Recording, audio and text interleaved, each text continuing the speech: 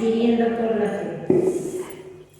Pero teniendo el mismo espíritu de fe, conforme a lo que está escrito, creí, por lo cual hablé. Nosotros también creemos, por lo cual también hablamos, sabiendo que Él resucitó al Señor Jesús. A nosotros también nos resucitará con Jesús y nos presentará juntamente con vosotros. Porque todas estas cosas padecemos por amor a vosotros, para que abundando la gracia por medio de muchos, la acción de gracia sobreabunde para gloria de Dios. Por tanto, no desmayamos aunque nuestro hombre exterior se va desgastando al interior. No obstante se renueva de día en día, porque esta leve tribulación momentánea produce en nosotros un cada vez más excelente y eterno peso de gloria. No miramos nosotros las cosas que se ven, sino las que no se ven, pues las cosas que se ven son temporales, pero las que no se ven son eternas. Porque sabemos que si nuestra morada terrestre, este tabernáculo se deshiciere, tenemos de Dios un edificio, una casa, no hecha de manos, sino eterna en los cielos. Amén. Empezamos nuestro culto hablando de la presencia del Espíritu y en este sentido reafirmamos que cuando el mismo Espíritu de fe conforma lo que está escrito, creí por lo cual hablé. Nosotros damos testimonio porque el Espíritu Santo habita en su pueblo, habita en cada uno de nosotros y de nosotras, no porque a nosotros se nos ocurre hablar. Cada vez que das testimonio de su amor, es el Espíritu que está morando en tu vida. Cada vez que compartís una palabra, es el Espíritu que está morando en tu vida. Y cada vez que te sentís desfallecer y que estás cansado y que estás angustiado y te levantás y te recuperás, es el Espíritu que está morando en tu vida y en la mía. Ese Espíritu Santo que habita en cada uno de nosotros y que nos permite pasar por momentos de tribulación, por momentos de prueba. Hoy decíamos, cuando tenemos que ir a enfrentar el día a día con la situación que estamos atravesando, somos sostenidos por el Espíritu de Dios. Es la única manera que nosotros podemos encontrar para enfrentar cada momento de nuestras vidas. Es con la presencia de su Espíritu. Por eso, si bien no centramos nuestra vida en el Espíritu, sino que centramos nuestra vida en Jesús, en el seguimiento de Jesús, la convicción por la cual creemos y hablamos nos la da el Espíritu Santo, no otra persona. Y el único que puede convencer es el Espíritu. Muchas veces nosotros tratamos de convencer, de usar todos los medios posibles para convencer a otros y no nos damos cuenta que lo que hacemos es sembrar la palabra, compartir la palabra para que el Espíritu de Dios hable directamente al espíritu de la otra persona, hable directamente al corazón de la otra persona. Y el único que lo va a convencer de una generosidad, de una entrega, es el Espíritu Santo.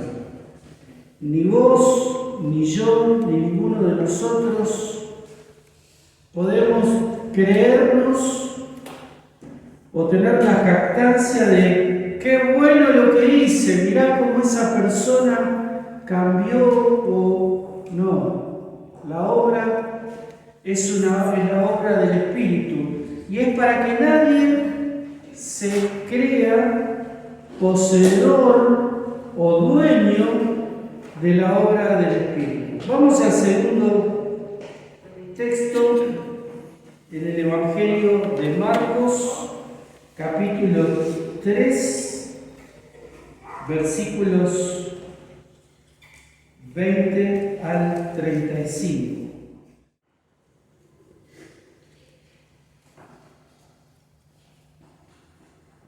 La blasfemia contra el Espíritu Santo.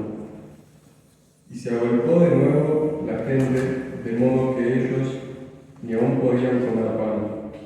Cuando lo oyeron los suyos, vinieron para prenderlo, porque decían, está fuera de sí. Pero los escribas que habían venido de Jerusalén decían que tenía a Beelzebú, y que por el príncipe de los demonios echaba fuera los demonios. Y habiéndolos llamado, les decía en parábolas, ¿cómo puede Satanás echar fuera a Satanás? Si un reino está dividido contra sí mismo, tal reino no puede permanecer.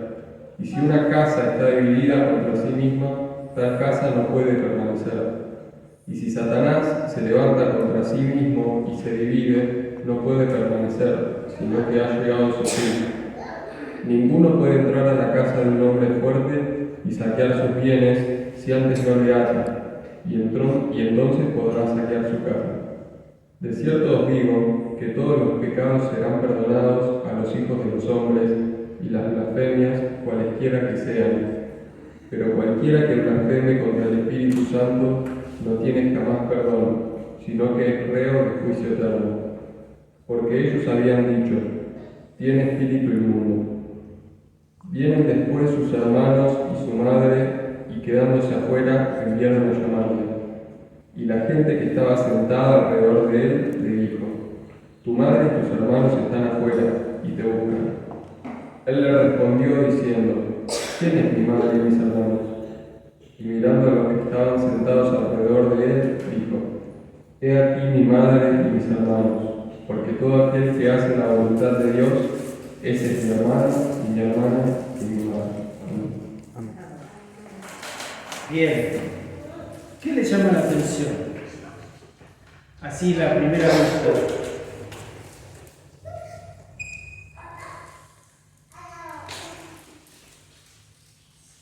Bueno, yo nunca siempre lo leía y lo releía la última parte, ¿no? Donde le dicen tu madre y tus hermanos te buscan. Y él le contesta esto, ¿no? Que todo el que hace su obediencia de Dios es tu hermano, su madre. Pero nunca entendí, no entendí por qué contestó eso. Le están diciendo que su mamá y sus hermanos lo estaban llamando. Eso no sé si lo puede explicar. Sí, lo puedo explicar. Hay que ver si la convenzo, lo tiene que convencer el Espíritu, no yo. Bueno. Bien, ¿qué más? Bueno, el tema del perdón, ¿no? Cuánto abarca y el límite aparente que existe ahí, ¿no?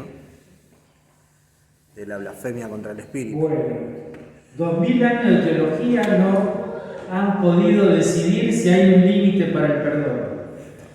Después vamos a explicar qué quiere decir la blasfemia. ¿Qué más?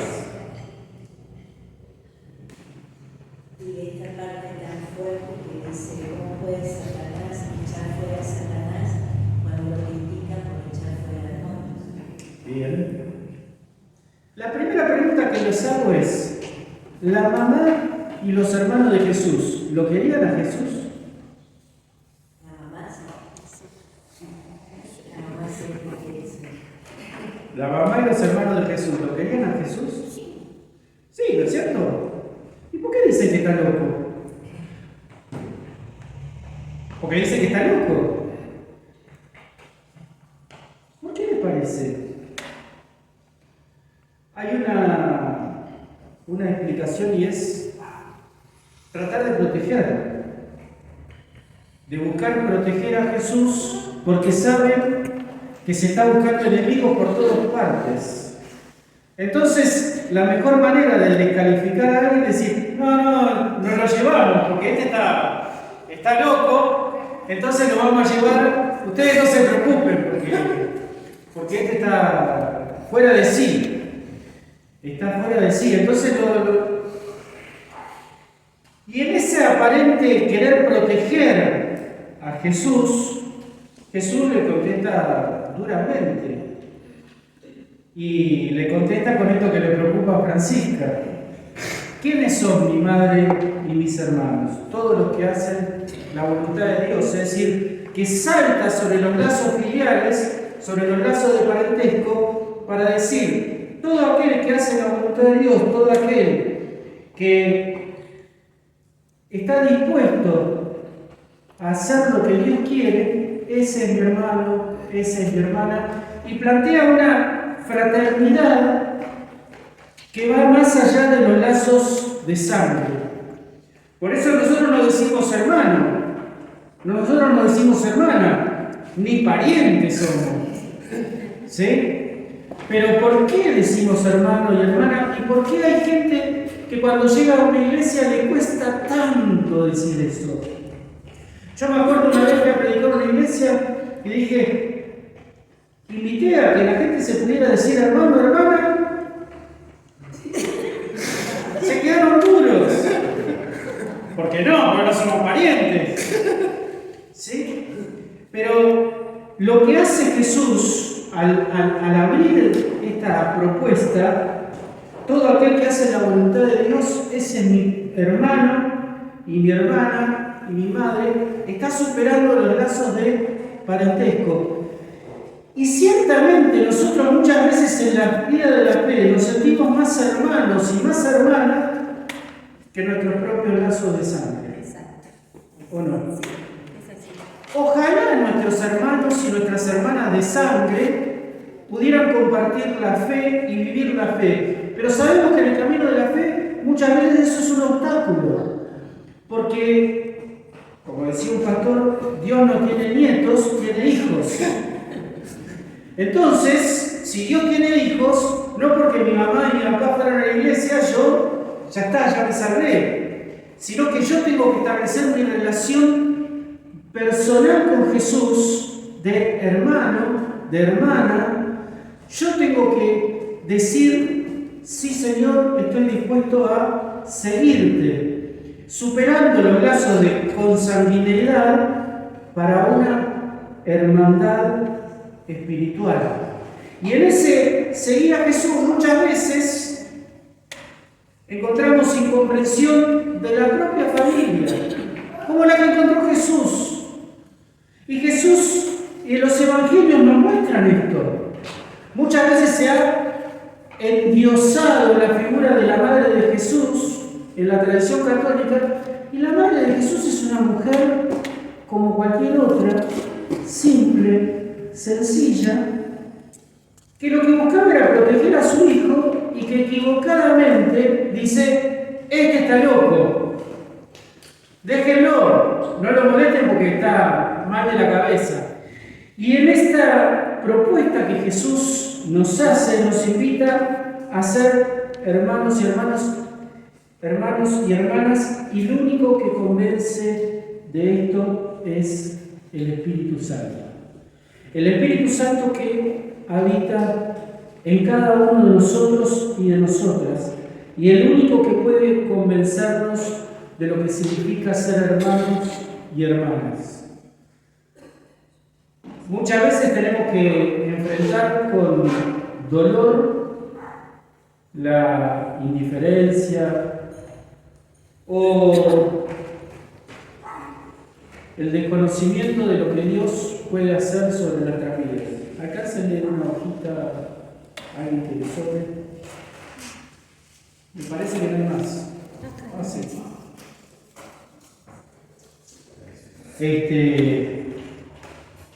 Y entonces, en este ser hermanos y hermanas, Jesús nos invita a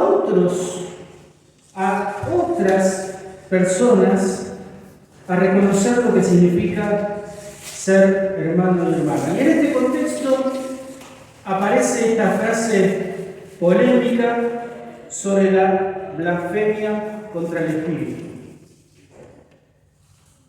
Tal vez es uno de los pasajes más difíciles de entender del Evangelio y tal vez sea uno de los pasajes que más ha acomplejado o lastimado a algunas personas por no poder comprender lo que dice Jesús en el Evangelio. ¿Hay límite para el perdón cuando Jesús acaba de decir todos los pecados son perdonados? ¿Hay límites para el amor de Dios cuando Jesús nos habla de un amor que no tiene límites y que es para todos y para todas? Hay que entender el contexto en el cual Jesús dice esto. Los escribas buscan denodadamente alguna ocasión para hacerlo caer y para tener de qué acusarlo. Y en esta acusación dice, ¿ves cómo echa afuera demonios? Seguro que es el espíritu de Belcebú. Belcebú literalmente quiere decir señor de las moscas. Qué cosa más fea, ¿no? Belcebú, el espíritu de Belcebú que habita en él. Y Jesús responde, si un reino está dividido contra sí mismo, tal reino no puede permanecer. Y si una casa está dividida contra sí misma, tal casa no puede permanecer. Y si Satanás se levanta contra sí mismo y se divide, no puede permanecer, sino que ha llegado a su fin. Ninguno puede entrar en la casa de un hombre fuerte y saquear sus bienes, si antes no le ata, y entonces podrá saquear su casa. De cierto os digo, que todos los pecados son perdonados a los hijos de los hombres, y la blasfemia cualquiera que sea. Pero cualquiera que blasfemara contra el Espíritu Santo no tiene jamás perdón, sino que arreo de juicio eterno. ¿Qué es la blasfemia contra el Espíritu Santo? La blasfemia contra el Espíritu Santo es maldecir el Espíritu de Dios. Es maldecir la obra del Espíritu. Es maldecir a aquellos que son instrumentos de Dios. Siempre pienso que cuando alguien se opone a una palabra, a un gesto de amor, no se está oponiendo a nosotros, se está oponiendo a la obra del Espíritu. Muchas veces tomamos el rechazo o la indiferencia como algo personal. ¿Será que yo no sé expresarme? ¿Será que yo no...? Como si la obra de Dios dependiera de nosotros. La obra de Dios nos usa, pero más allá por medio de su Espíritu Santo, sobre todos aquellos que cumplen su voluntad, que están dispuestos a anunciar el mensaje de salvación, el mensaje de redención, en lo cual, como decía el texto del apóstol Pablo, creemos, por tanto, hablamos, y creemos en aquel que resucitó de entre los muertos. Y si alguien rechaza ese mensaje, si alguien manifiestamente rechaza ese mensaje, está blasfemando la obra del Espíritu. Pero no es que los creyentes tenemos que caer en el temor de no voy a decir esto, no voy a decir lo otro, por temor a blasfemar contra el Espíritu. Porque si nosotros cayéramos en una situación de temor a decir o no decir, no diríamos nada. Uno tiene que ponerse en comunión con el Espíritu de Dios y dejarse mover por el Espíritu. Que sea el Espíritu el que hable por medio nuestro y creerle al Espíritu. Creer que si el Señor, mediante su Espíritu Santo, me pone a alguien en el camino para compartir su amor, su misericordia, su juicio también, no callar. Pero no creo que Jesús hable esta palabra contra los creyentes, sino que esta palabra está dirigida a los que atacan sistemáticamente la obra del Espíritu, atacan sistemáticamente el mover del Espíritu de Dios. importa quién sea, no importa quién sea el portador de la palabra, lo importante es reconocer la obra del Espíritu, tener el discernimiento espiritual para reconocer la obra del Espíritu y nosotros mismos estar dispuestos a ser usados por ese Dios de amor y de misericordia. Porque todo aquel que hace la voluntad de Dios, ese es mi hermano y mi hermana y mi madre. Que podamos proclamar que nosotros, no solo nosotros, somos hermanos y hermanas de Dios, de Jesús, sino todo aquel que hace su voluntad. Amén. Oramos.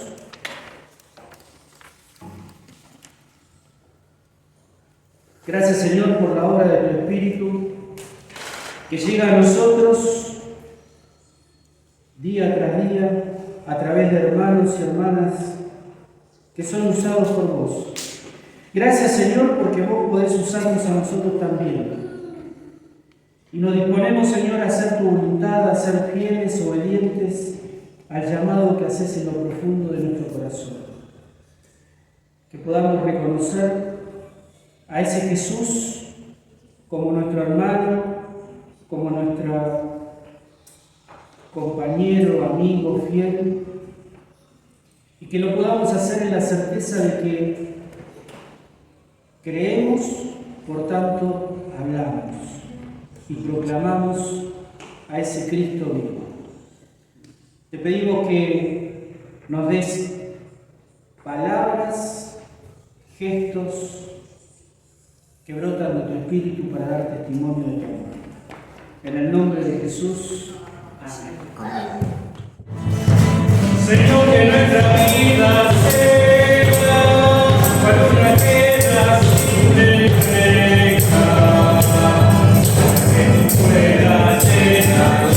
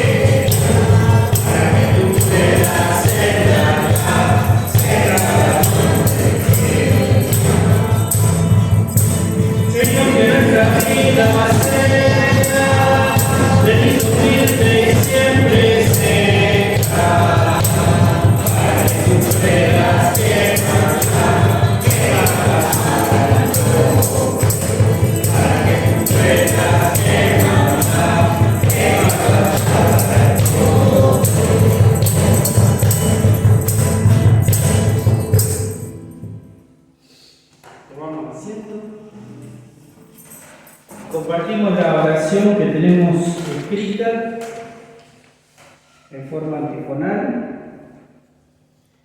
Amo y confieso al Dios del cielo y la tierra, sin principio ni final. Amo y confieso su presencia, porque su obra es esplendorosa y su justicia permanece para siempre.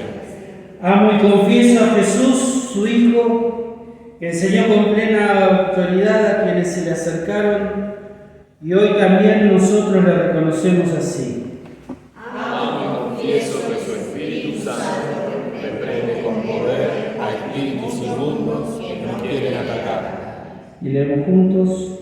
Amo y confieso que este Dios Padre, Hijo y Espíritu Santo camina con nosotros y nos ayuda a crecer en sabiduría. Amén.